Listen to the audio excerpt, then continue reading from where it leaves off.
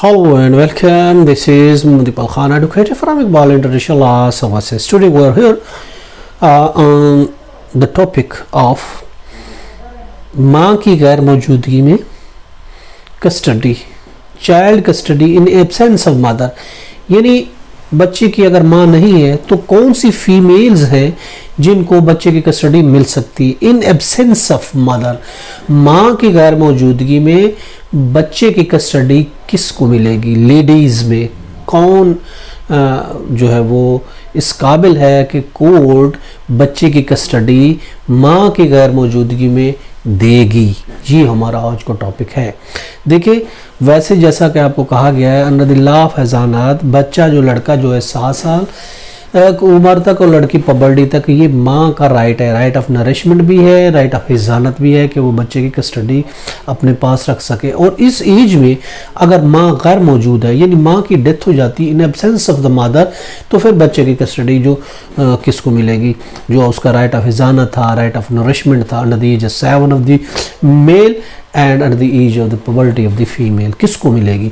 उसके लिए ये है कि देखिए, अगर माँ मौजूद नहीं है, in absence of the mother, माँ की डेथ हो जाती है खुदा न खासा, तो उस सूरत में मदर्स मदर जो होता है, हाउ हाई सो एवर, जितनी वो ऊपर में जो इसका रिश्ता होगा, यानी माँ की माँ यूँ समझ लें, यानी नानी हो गई, नानी की माँ हो गई या माँ की माँ हो गई, तो उसको जो है ना वो प्रेफर किया जाएगा बच्चों की, यानी नानी की या बच्चों की माँ की नानी की, उससे ऊपर का जितने भी रिश्ते होंगे उसकी माँ की उसको प्रेफर किया जाएगा।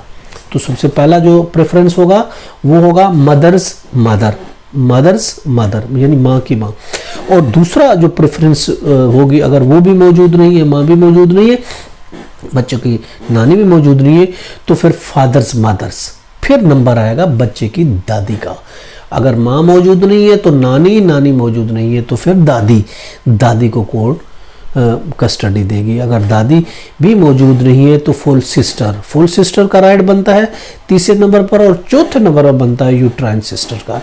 ये है प्रेफर लिस्ट, जिसके तहत अगर माँ गैर मौजूद है तो फिर उसके बाद किसका नंबर आएगा?